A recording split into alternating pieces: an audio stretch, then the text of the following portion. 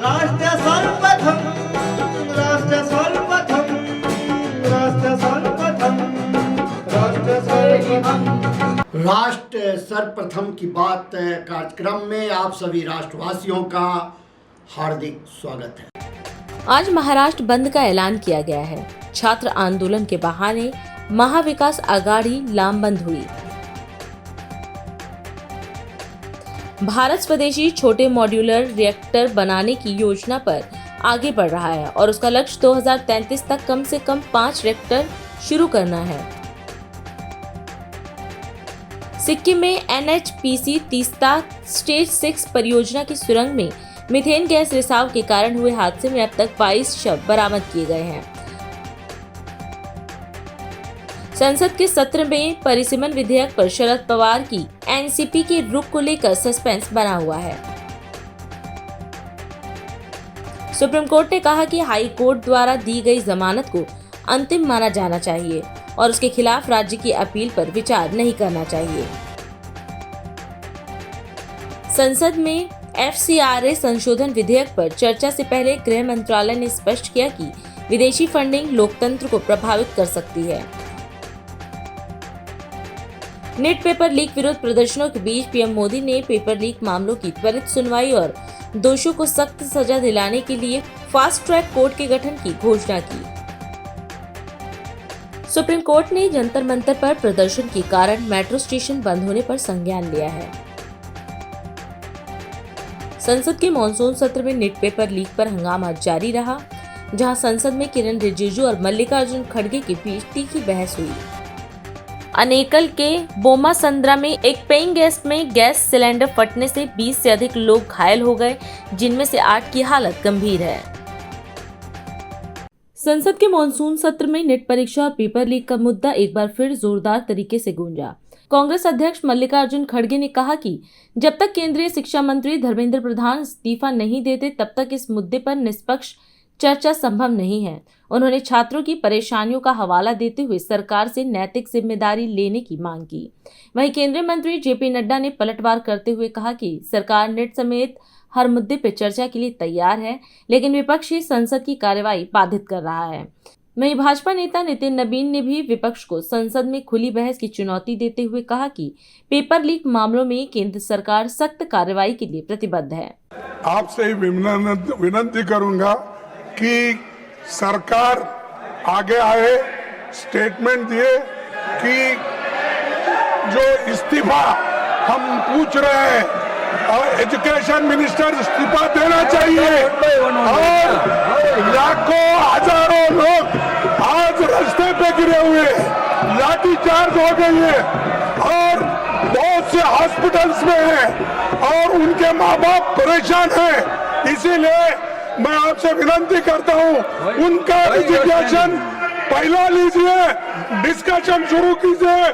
हम तैयार हैं डिस्कशन के लिए। इस्तीफा जरूर होना चाहिए और जब तक आप इस्तीफा नहीं दिलाएंगे डिस्कशन शुरू नहीं। सर, ऑपोजिशन विपक्ष का व्यवहार बहुत ही गैर जिम्मेदाराना है, बहुत ही गैर जिम्मेदाराना है।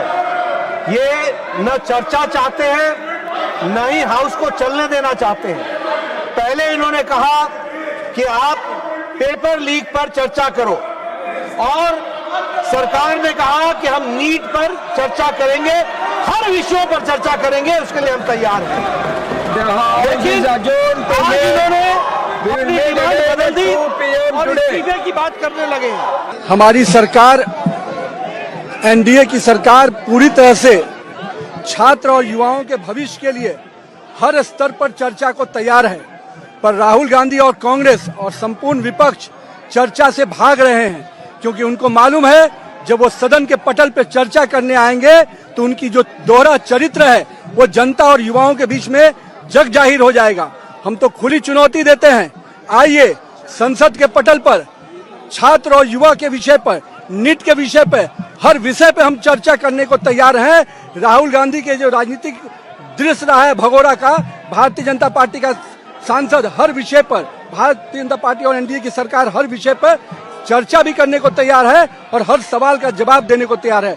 पर मुझे मालूम है कि राहुल गांधी जी और उनकी कुनबा कभी भी चर्चा के लिए सामने नहीं आएगा, क्योंकि उनके पुराने जो इतिहास रहे हैं 50-60 सालों का जो उनका इतिहास रहा है युवाओं को ठगने का, भटकाने का, आज भारतीय जनता पार्टी और एनडीए की सरकार ने युवाओं के भविष्य को एक सही दिशा दी है। आज देश भर में संस्थाएं, कोचिंग इंस्टीट्यूट, कॉलेज, सब प्रकार की संस्थाएं खुलकर पूरी तरह से युवाओं के भविष्य को दिशा देने में हम लगे हैं। आज का युवा स्टार्टअप के लिए जाना जाता है, यूनिकॉर्न के लिए जाना जाता है, आत्मनिर्भर भारत बनाने के लिए जाना जाता है।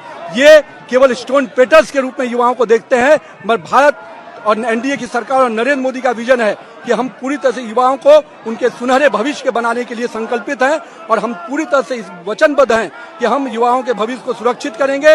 उन पर जो भी परीक्षाएं में विषय आए हैं उस पर कड़ी कार्रवाई होगी और मैं तो मानता हूं कि आज देश का युवा प्रधानमंत्री के साथ है।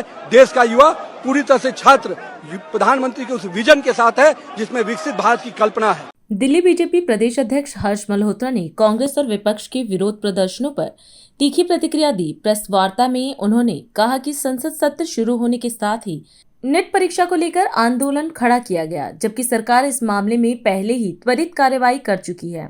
उन्होंने कहा कि पेपर लीक के आरोपियों की पहचान कर उन्हें गिरफ्तार किया गया और कानूनी कार्रवाई शुरू की गई। साथ ही छात्रों का शैक्षणिक वर्ष प्रभावित न हो, इसलिए नेट परीक्षा दोबारा सफलतापूर्वक आयोजित कराई गई और परिणाम भी घोषित किए गए। हर्ष मल्होत्रा ने आरोप लगाया कि विपक्ष छात्रों के भविष्य पर राजनीति कर रहा है। आज बहुत महत्वपूर्ण विषय पर आपसे कुछ बात करने के लिए हम यहाँ पर उपस्थित हुए हैं। पिछले 3-4 दिन में जब से पार्लियामेंट प्रारंभ हुई है 20 तारीख से, उससे साथ साथ ही छात्रों का आंदोलन प्रारंभ होता है नीट के विषय पर। उस विषय पर जो कि मुद्दा सॉल्व हो चुका था, मोदी जी की सरकार के द्वारा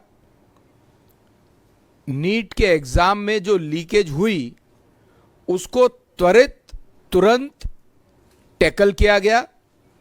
जो उसके पीछे अभियुक्त थे, जिन लोगों ने ये बदमाशी की, उनको आइडेंटिफाई किया गया और कानूनी प्रक्रिया में डाला गया, अरेस्ट किया गया। उसके साथ साथ करेक्टिव मेजर्स भी साथ के साथ लिए गए। नीट की परीक्षा दोबारा हुई और तुरंत हुई, सक्सेसफुली कंप्लीट हुई।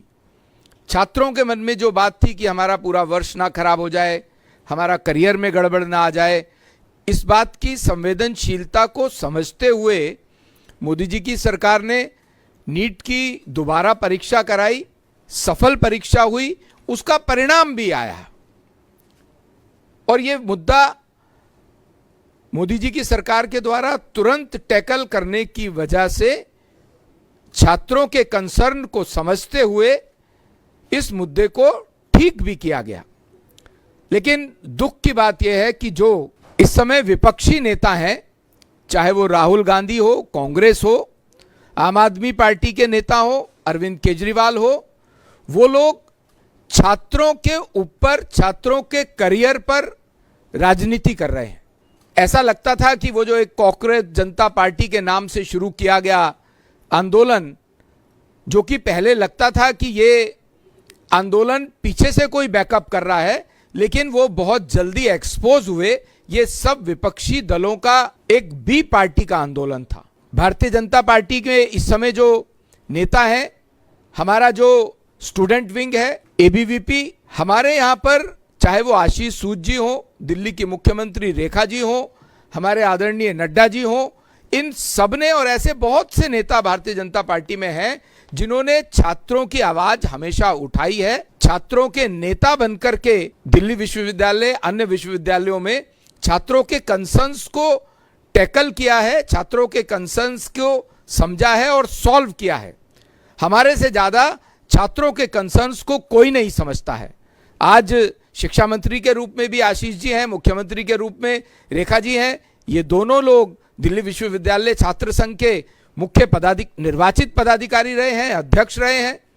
लेकिन इस समय जो आम आदमी पार्टी और कांग्रेस अपने पुराने चुनावों के हार के सदमे से निकल नहीं पाए हैं और इनको आगे आने वाले, चाहे वो पंजाब का चुनाव हो, उत्तर प्रदेश का चुनाव हो, इनको वहां पर अपनी हार दिखाई देती है। तो उस बात से चिंता के अंदर इन्होंने ये छात्रों के आंदोलन को हाईजैक करने का प्रयास किया है, छात्रों को वर्गलाने का प्रयास किया है। उत्तर प्रदेश के मुख्यमंत्री योगी आदित्यनाथ ने गोरखपुर में 995 करोड़ रुपए से अधिक लागत की 14 विकास परियोजनाओं का लोकार्पण और शिलान्यास किया। इस अवसर पर उन्होंने ट्रांसपोर्ट नगर से पैडलेगंज तक बने 6 लेन फ्लाईओवर तथा देवरिया बाईपास की ओर 4 लेन संपर्क मार्ग का उद्घाटन किया।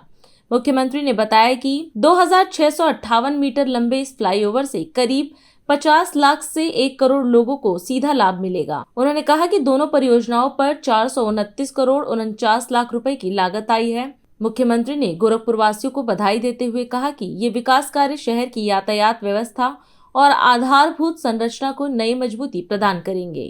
गोरखपुर के लगभग 1000 करोड़ रुपए की परियोजनाओं के लोकार्पण और शिलान्यास के लिए आयोजित आज के इस कार्यक्रम में विभिन्न व्यापारिक सामाजिक संगठनों के सभी पदाधिकारीगण, भारी संख्या में उपस्थित गोरखपुर के सभी उपस्थित बहन और भाइयों, नौजवान साथियों एवं प्यारे बच्चों, आज गोरखपुर को एक नया उपहार देने के लिए हम सब यहां पर उपस्थित हुए हैं और यह अवसर है जब ट्रांसपोर्ट नगर से पैडलेगंज 6 लेन के इस फ्लाईओवर और इसी फ्लाईओवर का देवरिया बाईपास की ओर 4 लेन के इस कार्य के कंप्लीट होने के अवसर पर, पूर्ण होने के अवसर पर इसका लोकार्पण हो रहा है। इसकी कुल लंबाई 2658 मीटर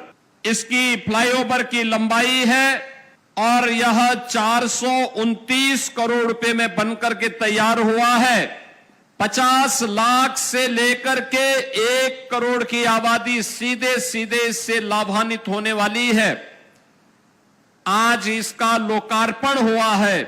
मैं लोकार्पण के अवसर पर आप सभी गोरखपुर वासियों को, यहां की जनता जनार्दन को और इससे लाभान्वित होने वाले सभी पूर्वी उत्तर प्रदेश के नागरिकों को हृदय से बधाई देता हूं, अपनी शुभकामनाएं देता हूं। बहन और भाइयों, इसके साथ ही 278 करोड़ रुपए की लागत से कसिया मार्ग यानी पैडलेगंज चौराहे से फिराक गोरखपुरी चौराहे तक 4 लेन में चौड़ीकरण सुदृढ़ीकरण का कार्य भी इसका लोकार्पण हो रहा है और ये मार्ग ही कसिया मार्ग है और कुशीनगर के भी माननीय सांसद जी यहां पर बैठे हुए हैं।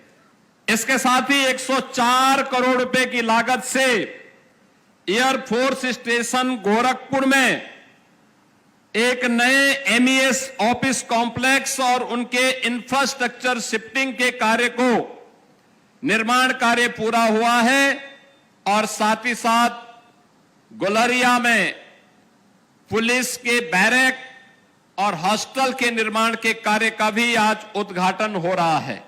नए कार्यों की श्रृंखला में गोरखपुर में नंदानगर पुलिस चौकी से शमशेर गेट यानी आकाश बिहार डोमेस्टिक एरिया तक मार्ग पर पड़ने वाले यहां पे वाल लेवल क्रॉसिंग है तो अंडरपास और सर्विस रोड के निर्माण का शिलान्यास का कार्य भी हो रहा है, जिसकी लागत लगभग 75 करोड़ रुपए है। 50 करोड़ की लागत से गोरखपुर में हम लोग स्मार्ट सिटी योजना के अंतर्गत एक साइंस म्यूजियम का निर्माण कार्य प्रारंभ करने जा रहे हैं। इसके साथ ही गोरखपुर में रवि किशन जी को नहीं पता है, लेकिन गोरखपुर में एक श्रमजीवी महिला हॉस्टल लोक माता अहिल्याबाई होलकर के नाम पर निर्माण कार्य हम प्रारंभ करने जा रहे हैं। 47 करोड़ रुपए इसके लिए दिया गया है। 500 कामकाजी महिलाओं के लिए हॉस्टल की सुविधा यहां उपलब्ध कराई जाएगी। इसके साथ ही राजकीय महिला पॉलिटेक्निक में सेंटर ऑफ एक्सीलेंस के लिए, जिसमें इमर्जिंग टेक्नोलॉजी के लिए वहां पर अच्छे लैब्स बनेंगे, आर्टिफिशियल इंटेलिजेंस के लिए, ड्रोन टेक्नोलॉजी के लिए, रोबोटिक के लिए, 3D प्रिंटिंग के लिए, ये सभी प्रकार की सुविधा बालिकाएं गोरखपुर में महिला पॉलिटेक्निक में ही प्राप्त कर पाएंगी। इनका शिलान्यास का कार्य भी आज यहां पे हो रहा है। कुल मिलाकर के ये लगभग 1000 करोड़ रुपए की परियोजनाओं के लोकार्पण और शिलान्यास के साक्षी आप सब बन रहे हैं। इस अवसर पर मैं आप सभी को हृदय से बधाई देता हूं। अभी समय है एक ब्रेक का, हम चलते हैं ब्रेक पर। आप कहीं जाए नहीं, छोटा सा ब्रेक। श्रेया फर्निशिंग लेकर आया है आपके लिए होम कलेक्शन, जिसमें आपको मिलता है upholstery fabric, designer curtains, home and office decoratives, carpets and sofa cover कम से कम दाम में कीर्ति नगर में आपके लिए उपलब्ध है। Kamal Buildtech Private Limited, fulfilling promises. With our professional team and experience of delivering projects, in past we guarantee you peace of mind and top quality work in an affordable price. और अधिक खबरों के लिए आप हमारे YouTube channel दैनिक India दर्पण को अभी सब्सक्राइब करें और नोटिफिकेशन के लिए बेल आइकन को प्रेस करना ना भूलें। राष्ट्र सर्वप्रथम की बात कार्यक्रम में ब्रेक के बाद एक बार फिर आप सभी राष्ट्रवासियों का स्वागत है। हरियाणा के मुख्यमंत्री नायाब सिंह सैनी ने सूर्य कवि दादा लक्ष्मीचंद जी की जयंती एवं साहित्यकार सम्मान समारोह में शिरकत की। इस अवसर पर उन्होंने कहा कि दादा लक्ष्मीचंद केवल एक महान कवि नहीं, बल्कि हरियाणा की आत्मा, लोक संस्कृति के प्रहरी और जन जन के प्रेरणा स्रोत हैं। मुख्यमंत्री ने कहा कि जिस समाज का साहित्य जीवित रहता है, उसकी संस्कृति कभी समाप्त नहीं होती। साथियों, आज हम सब हरियाणा के उस महान विभूति को याद करने के लिए उनकी जयंती के अवसर पर यहां एकत्र हुए हैं, जिन्हें पूरा प्रदेश सूर्य कवि पंडित लक्ष्मीचंद जी के नाम से जानता है। साथियों, ये केवल एक कवि नहीं, बल्कि हरियाणा की आत्मा, हरियाणा की लोक संस्कृति के प्रहरी और जन जन के शिक्षक के रूप में जाना जाता है।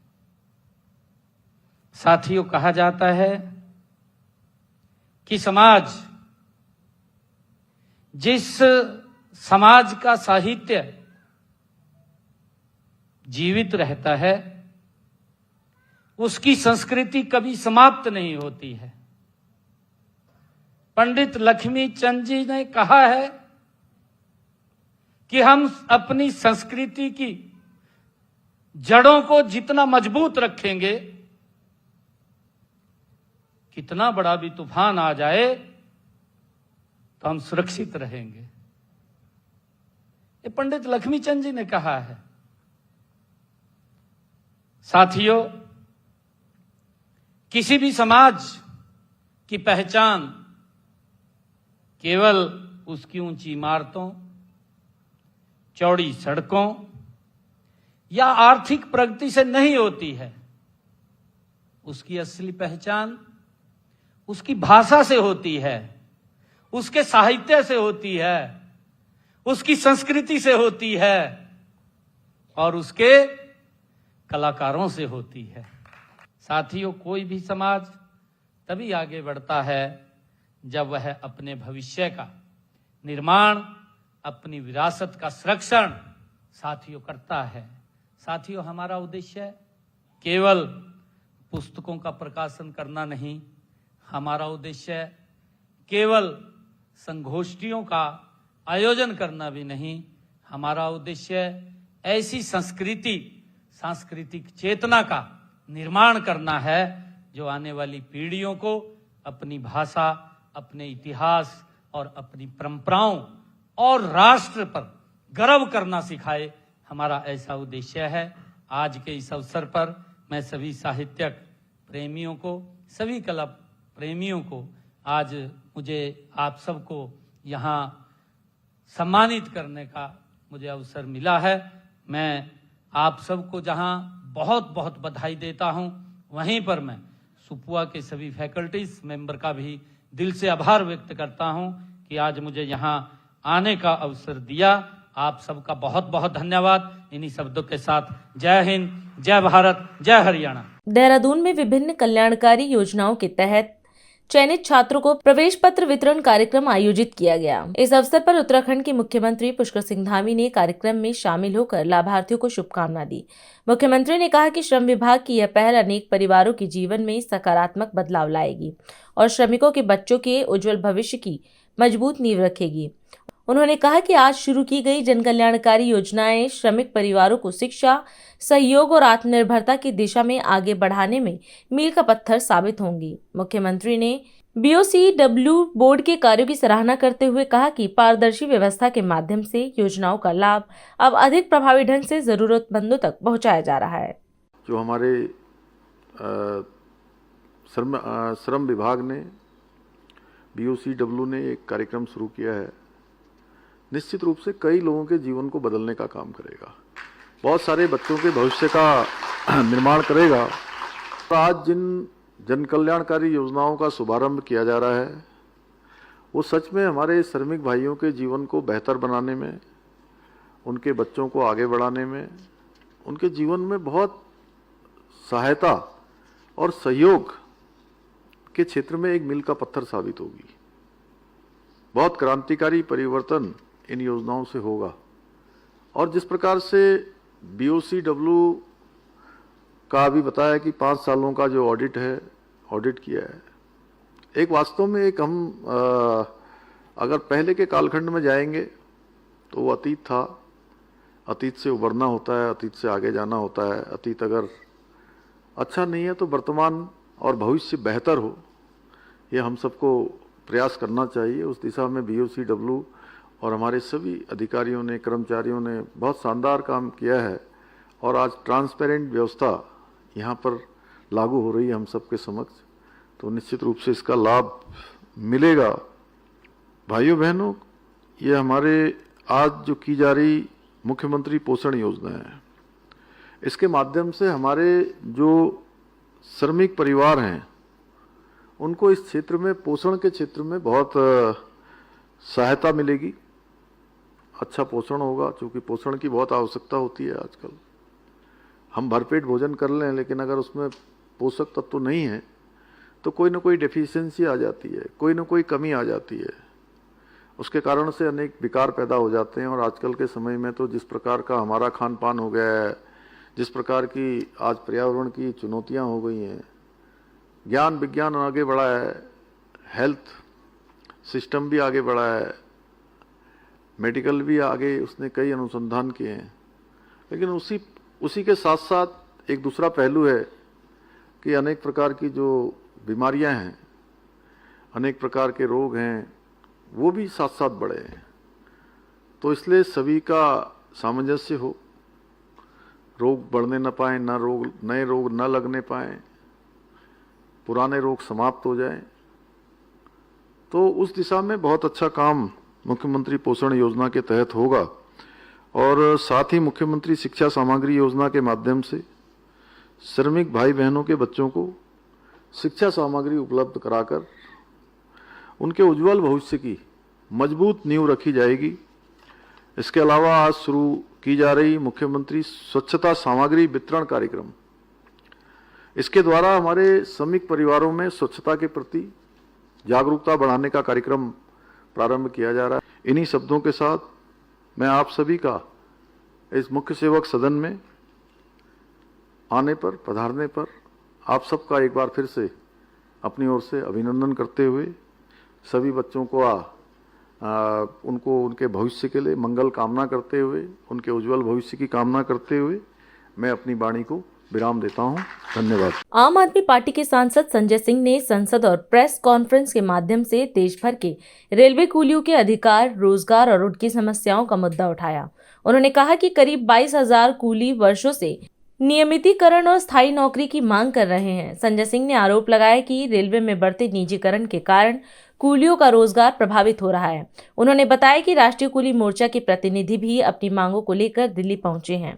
वहीं राष्ट्रीय कूली मोर्चा के अध्यक्ष सुरेश ने अपने साथियों के साथ दिल्ली पहुंचकर केंद्र सरकार से मांग की कि वर्ष 2008 की तर्ज पर कूलियों को भी रेलवे में स्थायी सरकारी कर्मचारी का दर्जा दिया जाए ताकि उनके भविष्य को सुरक्षित किया जा सके। और आप देखिए, ये लोग लोगों का भार उठाते हैं अपने कंधों पे। इनका कुछ मुद्दा है, बड़ा मुद्दा है, जो हमने सदन में भी उठाया है। लगभग 22,000 कूली पूरे देश में हैं, जिनको नियमित करने की और नौकरियां देने की, उनके परिवार को नौकरी देने की बात अभी से नहीं, लालू यादव जी जब रेल मंत्री थे तब से हो रही है। कुछ भर्तियां भी हुई, लेकिन बाकी लोग रह गए। इनके लिए जो नियम कानून बनाए गए जमीन पे, वो पालन नहीं होता। एक एक कूली को दिन भर इंतजार करने के बाद, मेहनत करने के बाद 100-200 रुपए ही उसके हाथ में आता है। कभी कभी तो बिना पैसे के घर वापस जाना पड़ता है। ऐसे में कैसे अपना जीवन चलाएंगे, क्या करेंगे? तो इनका विषय कई बार मैंने देश के सदन में उठाया है, और सुरेश जी आज अपने प्रतिनिधियों के साथ दिल्ली फिर आए हैं।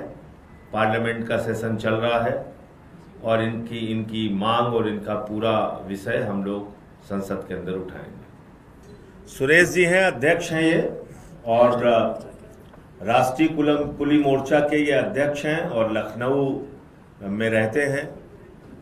काफ़ी इन्होंने अपना संगठन मजबूत बनाया है। तो अपनी मांगों के बारे में और डिटेल से आपको बताएंगे। मेरा नाम सुरेश यादव है। मैं राष्ट्रीय कूली मोर्चा का नेशनल कोऑर्डिनेटर हूं, और आज हमारे पूरे देश से जो हमारे साथी हैं सब आए हुए हैं।